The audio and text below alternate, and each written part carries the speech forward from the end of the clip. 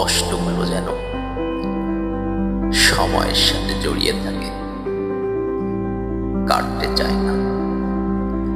প্রতিটি মুহূর্ত দীর্ঘ হয়, প্রতিটি নিঃশ্বাস ভারী হয়ে ওঠে, আর সুখ যেন এক পথিক একটু এসে বসে, তারপর হঠাৎই হারিয়ে যায় দিগন্তের ওপারে।